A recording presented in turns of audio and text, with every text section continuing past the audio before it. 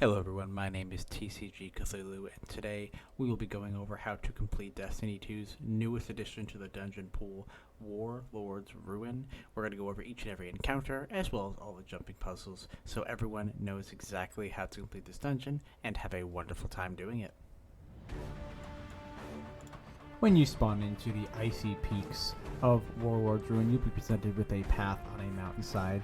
Easiest way to get through this path is simply follow the flags, as they will lead you in the direction you need to go.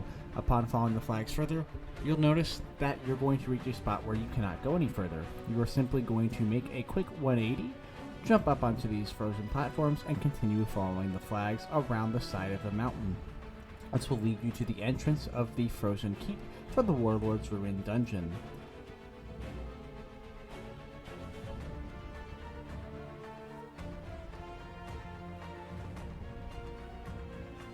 Upon reaching the entrance to the frozen keep for the Warlords Ruin dungeon, you have two choices. You can kill these Scorn enemies here, or you can simply bypass them like my fire team and I did by walking through the keep gate, as the enemies cannot follow you, the only exception being a glowing screeb. This glowing screeb does not deal any damage nor explode, but is important for the quest, which we will go over in a later video. For the first encounter of the new dungeon, Destiny has broken away from their traditional dungeon tactics, which is one non-boss encounter and two boss encounters, whereas in this dungeon you will have three boss encounters and your typical parkour sections. The first boss encounter being against Rathil, the first Knight of Fikrul. The encounter is very straightforward. You're going to be doing some ad clear. When Rathil spawns a Scorn totem on the ground, you'll be teleported into cages. You need to shoot 3 blighted eyes to open the cage doors and get out before you reach the top and wipe. Once you have reached the ground, you need to step inside of the Scorn totems until you hear an audible click, in which case these totems are activated.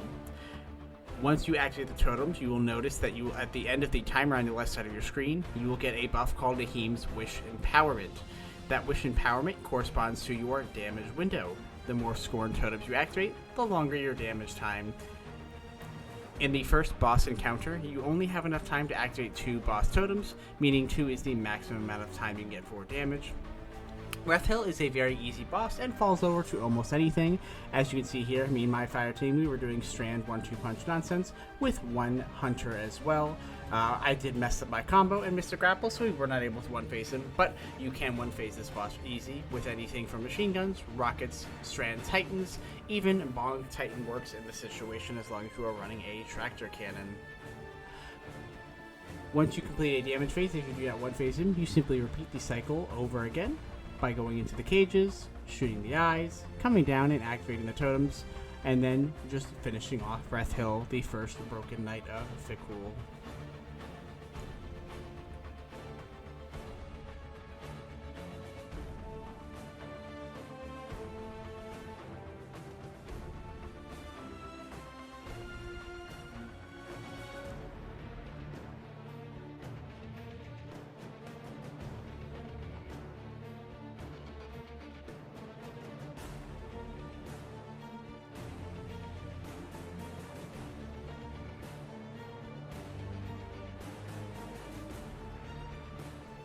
The next section of the dungeon is going to be one of our non-boss encounters.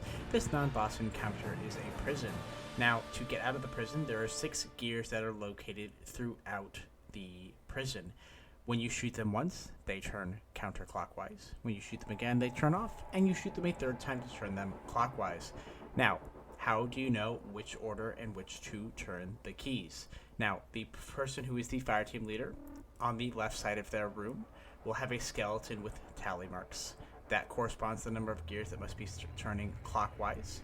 And then one of the other fire team members will have another skeleton with tally marks that corresponds to the number of gears that must be turning counterclockwise. Simply shoot the gears until you have the correct number of counterclockwise and clockwise gears in rotation.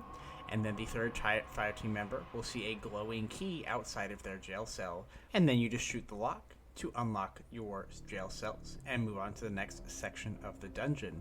And we hope you like Grasp of Avarice, because spikes are everywhere. That is the name of the game for this maze. All you have to do is simply go through the maze without getting hit by these spikes and watching out for the Scorn users that realistically don't do a lot of damage, but they do like to freeze you and knock you into the traps. Once you make your way through the maze, you are going to come outside of the keep, in which you will see your next non-boss encounter, which is going to be an ad clear section.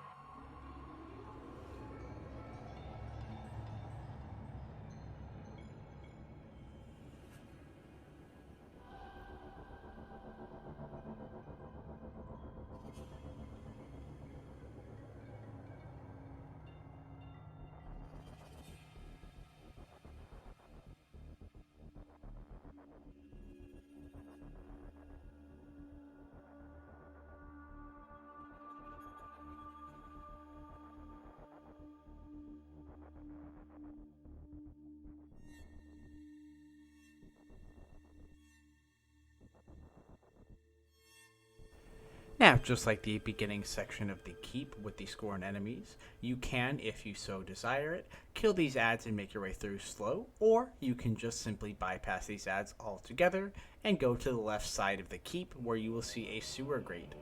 Once you get to the sewer grate, you simply make your way through and you will be on your way to the next encounter of the dungeon.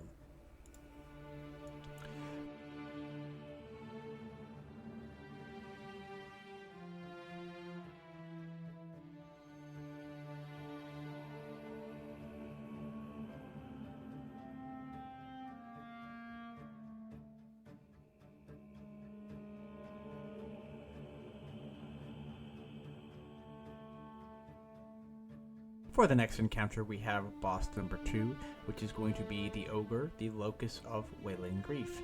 Now, this encounter is going to take aspects of our first encounter with Rathil and incorporate some other encounters as well. How this dungeon works is to get the boss to damage, you are going to need to do a set of 4 things.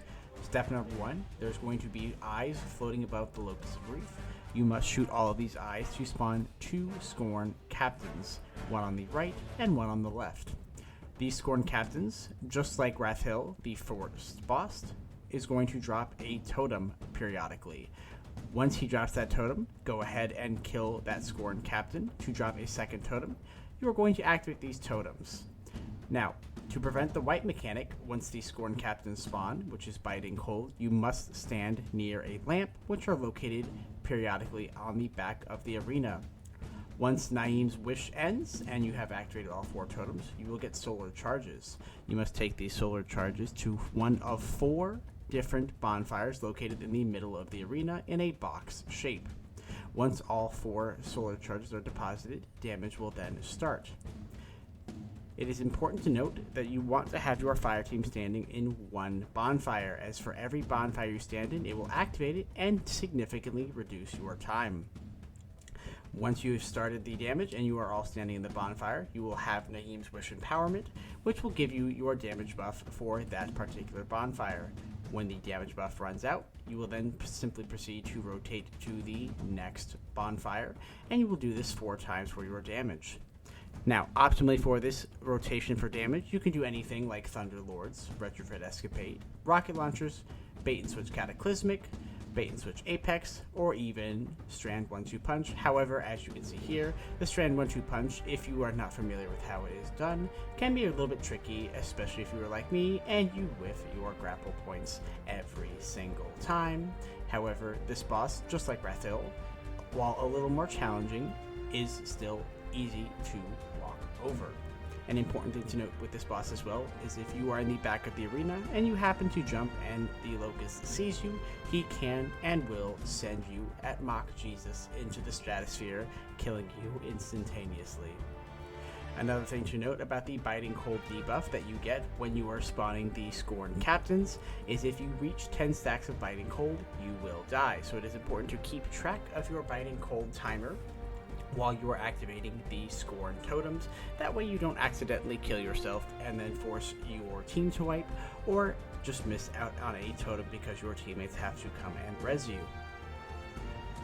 Once you have gotten your damage done, you will simply repeat the process of killing the captains after spawning them by killing the eyes, grabbing the totems, and repeating damage until the Locus of Wailing Grief is dead.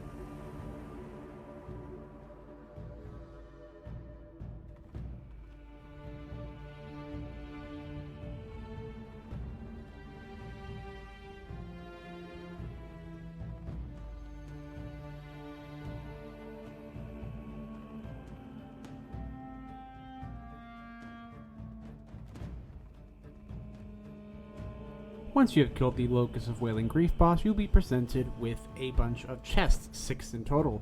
To get one of these secret chests to open without killing you, you simply need to click the correct chest. Now, to find the correct chest, it is simple. You need to look for the one that is not glowing. Any chest that has a blue hue to it or is glowing blue is infected with screebs and will kill you upon opening it. The chests that are not glowing blue are going to be the ones that you can open to collect loot. There's one in this room after you fight the Locus of Wailing Grief, and the second chest can be located in either the beginning of the dungeon or somewhere after this section. Once you have gotten your secret chest, we're going to go through a jumping section, parkour section, everyone's favorite part in Destiny 2, which is, well, jumping. Once you get your secret chest, kill a bunch of taken ads, you will encounter your next parkour section of the Warlords Ruin dungeon.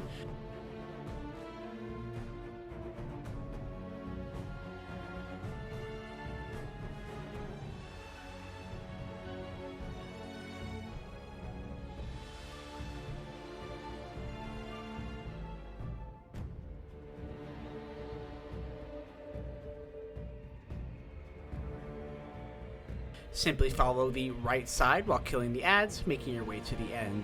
Alternatively, if you are on strand and have a tangle or a grapple point from the Navigator Catalyst, you can skip this section entirely by going to the left, grappling, and then sorting over to the exit.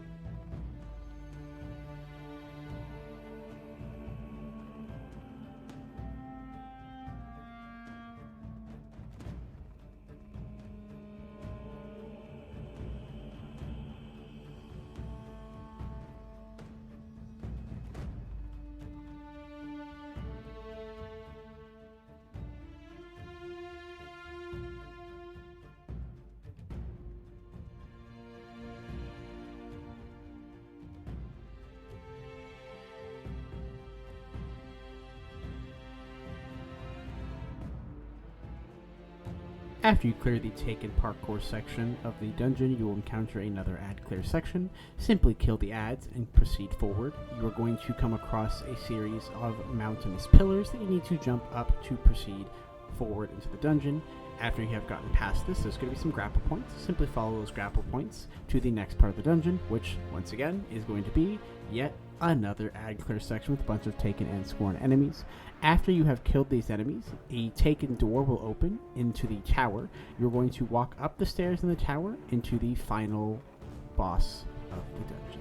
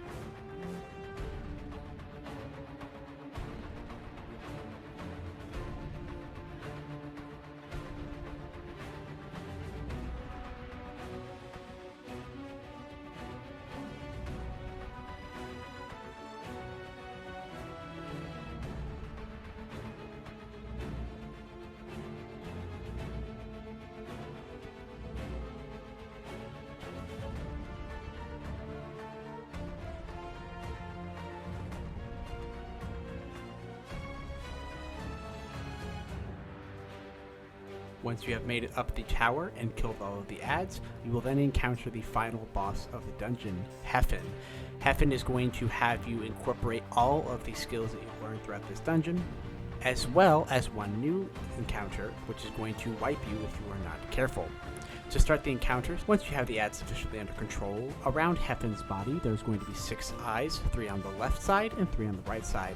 Shooting these ads are going to spawn 2 taken chieftains, 1 on the left side of the arena and 1 on the right side of the arena. It is going to be the same concept as the first 2 encounters. Wait for the chieftains to drop a totem, and then kill them to drop the second totem. It is important to note that just like the first boss, Hefend's damage timer is directly tied to the amount of totems that you activate. The more totems you activate, the longer your damage window. A caveat to this encounter is Hefend, after you have completed a damage phase, is going to move up each floor, a total of 4 floors in total. The first floor, the second floor, the third floor. Each of these first 3 floors, you have a limited amount of time to do damage since you can only activate 4 totems, but you can optimize damage with your builds, rockets and linears being 2 of the best damage options currently, but Retrofit Escapade with a deep buff can do a surprising amount of damage as discovered by Clyde. Once you have gotten through the first 3 floors, you will notice up at the top of the arena there are 3 floating platforms. On these 3 floating platforms are where you're going to do the bulk of your damage. To enhance this damage and increase the timer, you simply have 1 person shooting the eyes, or rotate through shooting the eyes, because once Hefend spawns all of the eyes on either side, Hefend will go immune, and then you will need to move to the next platform. After you have gotten to all 3 platforms and done damage, Hefend will teleport you to the bottom of the arena down to floor 1, and you will rinse and repeat until you have killed the boss. It is important to note that this is one of the first Destiny dungeons that has a final stand on the boss. Now, the final stand does not have a wipe mechanic or anything quite like that. It is simply just an endless timer in which you have to defeat the boss, but the boss will continually spawn eyes up to a cap, and the eyes do an impressive amount of damage, so you will want to have those eyes under control while you are defeating the boss. You can hide behind the pillars in the final stand arena and take pot shots from the boss if you feel like you need to be safer about it, or simply burst the boss down with golden guns and supers to get the easy kill. The wipe mechanic for this boss is unique, and when that you spawn the 2 chieftains, you will get a corruption virus located on the left side of your screen along with your buffs and debuffs. If the timer for this corruption virus hits 0 seconds, anyone who still has the corruption virus will be killed instantly. To get rid of this virus, there are going to be 3 scorned enemies that spawn after the chieftains have spawned and the virus has gone onto you. They will be glowing white. You must transfer the taken virus to them by meleeing them, in which case you will see that they turn black, absorbing the virus. After you have meleeed them, simply walk away from them and stay away from them, as if they hit you, the virus will be transferred back to you. If no one has the virus and the Heathen's Wish empowerment timer ends, you will get the buff to start damaging. Once you have gotten rid of the virus and the countdown timer for damage to start has ended, you will then start damaging Hefend with the amount of time you have corresponding to the totems that you have activated. Damage Hefend, move up each floor, repeat the process, get to final stand, get the clear, easy kill, and congratulations, you have just completed the Warlords Ruin Dungeon.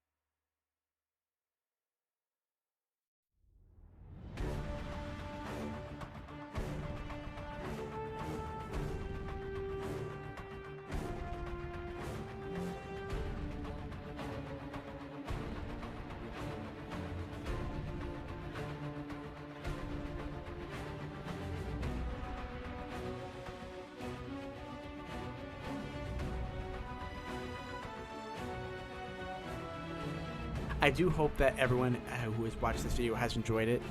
This is the first time I have done something like this when making a guide. As you can tell, the audio is definitely a little rough around the edges. I do plan on releasing more content like this in the future, and as such, it will improve with time, but I do love constructive criticism, and I would love to get feedback on how you guys think that I can improve these videos. And if you did like the videos, please leave a like, subscribe, comment, or just ignore it altogether. That is your prerogative, but regardless, I do hope you all enjoyed this video and have a wonderful rest of your day.